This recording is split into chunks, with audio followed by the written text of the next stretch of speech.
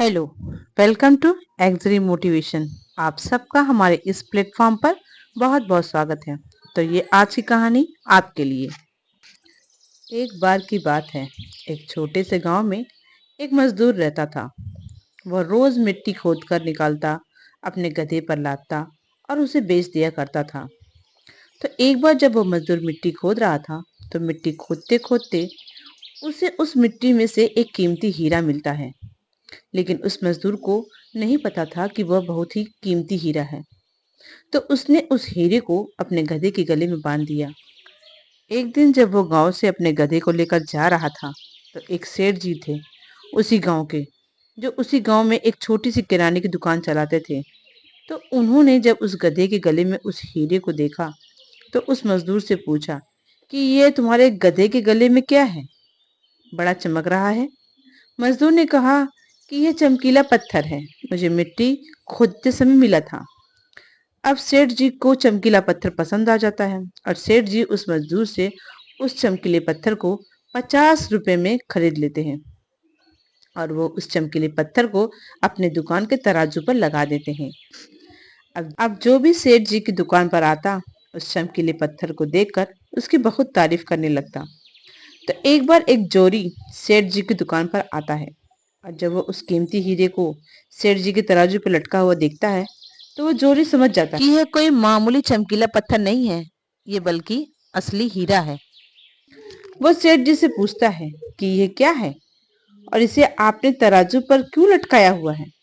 सेठ जी उस जोरी से कहते हैं कि एक ये चमकीला पत्थर है, मैंने एक मजदूर से 50 रुपए में खरीदा था।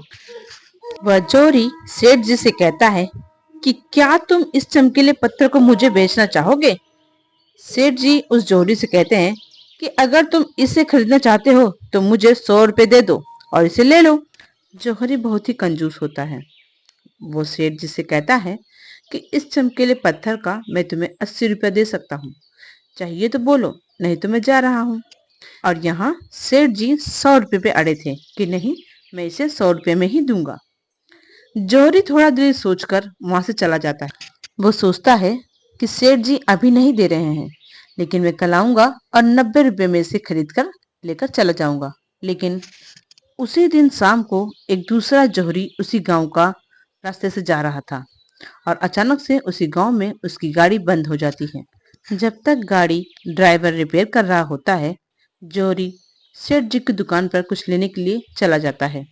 और जब वह उस हीरे को तराजू पर लटका हुआ देखता है, तो सेठ जी से उसे खरीदने के बारे में पूछता है। सेठ जी भी उसे वही कहते हैं कि 50 में लिया था, आपको 100 में दे दूंगा। वह जोरी बहुत होशियार था, उसने एक सेकंड भी वेस्ट नहीं किया और तुरंत सेठ जी को 100 रुपए देकर वो हीरा लेकर वहां से चला गया। अब जब दूसरे दिन पहला जोरी सेठ जी के पास आता है दुकान पर और उसकी नजर तराजू पे पड़ी, तो वो उसे देखकर चौंक गया। उसने कहा कि हीरा कहाँ गया। उसने सेठ जी से पूछा, वो चमकीला पत्थर कहाँ गया सेठ जी।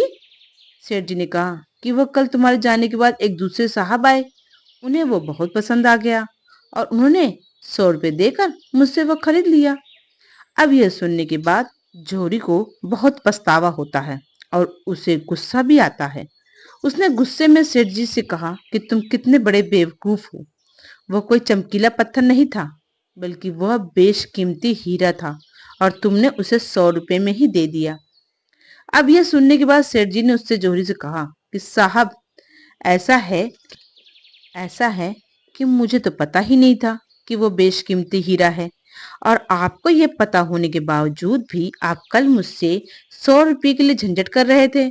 तो मुझसे बड़ा बेवकूफ तो आप हैं, जिन्होंने 100 रुपये के लिए एक कीमती हीरा खो दिया।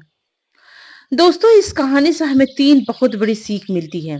पहली यह कि कंजूसी कभी भी वही करो जहां तक उसकी जरूरत हो। अगर हर जगह कंजूसी करोगे तो अच्छी चीज भी अपने हाथों से गवा दोगे। और दूसरी सीख यह कि इस कहानी में हमें यह सीख मिलती है कि हाथ में आया हुआ मौका या अपॉर्चुनिटी हमें कभी भी गंवानी नहीं चाहिए। अक्सर हम अपने आप को ब्रिलियंट समझकर कई सारे मौके हाथ से गवा देते हैं। और तीसरी सीख हमें यह मिलती है कि कभी भी काम को कल पर मत टालो। एक बहुत पुरानी कहावत है, कल करे सो आज और आज करे सो अब। दोस्तों, सही समय कभी नहीं आता है। अभी जो समय मिला है उसी को सही कर लो। अगर आप सोचोगे कि कल उठकर टाइम टेबल अच्छे से बनाऊंगा, कल से अच्छे से पढ़ाई स्टार्ट करूंगा, तो ये नहीं हो पाएगा। आज से ही अपने आप को तैयार करें, अपने आप को प्रिपेयर करें, अपना टाइम टेबल बनाएं और आज से ही पढ़ने के लिए बैठ जाएं। यही सही समय है। आज से ही इसे सही करें। आप चाहे किसी भी एग्जाम की प्रिपरेशन कर रहे हो,